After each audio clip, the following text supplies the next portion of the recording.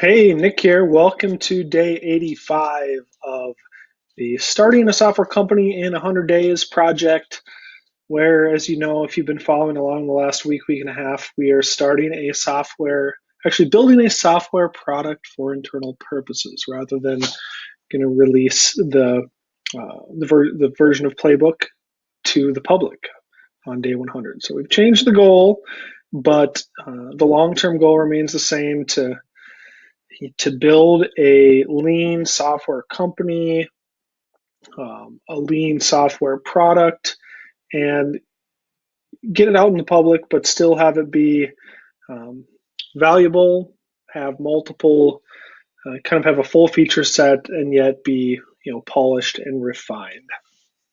And with that, I wanted to talk about yesterday's video where I talked about our MVPs bullshit, and specifically talked a lot about a Jason Cohen blog post where he likes to aim for simple, lovable, and complete products. And so in my picking apart of MVP, I focused on minimum, which in my mind has a connotation of incomplete. But I really want to point out a great user comment on yesterday's video, and that was from Richard Buggy. Richard says, I think the problem is focusing on the minimum instead of the viable. There's a tendency to want to match your competitor's feature list, so you focus on building the minimum version of every feature instead of the complete version of less but essential features. The embarrassment about the first version shouldn't be because it's a crappy product, but that it doesn't match your larger vision.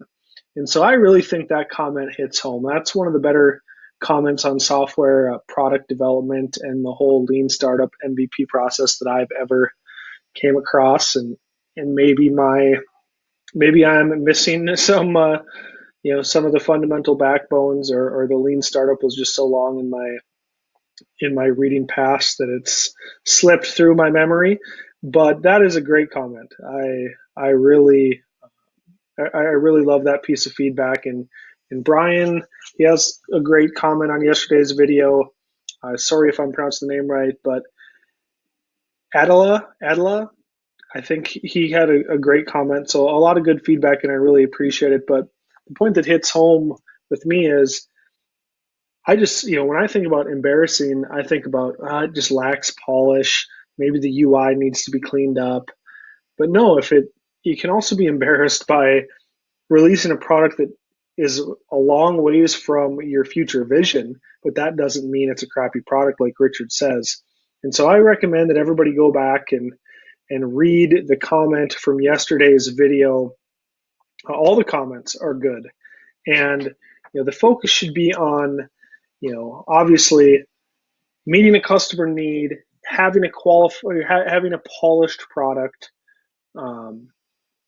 and a polished feature set. That doesn't necessarily mean that has to come into conflict with release something small, release something soon. It's okay to be embarrassed by the lack of the product covering your whole vision, like Richard says. I think that was just a great comment. I just specifically for today's video, day 85, I wanted to point that out. So tomorrow, day 86, I'll give you an update on the progress that we've made on the software over the last 4 or 5 days, and we'll just keep plugging along. But thank you, Richard. Thank you, everybody, for following along, and your feedback and your comments are greatly appreciated as we try to slog through the beast of getting a software product built. So have a wonderful rest of your day, and we'll talk to you tomorrow.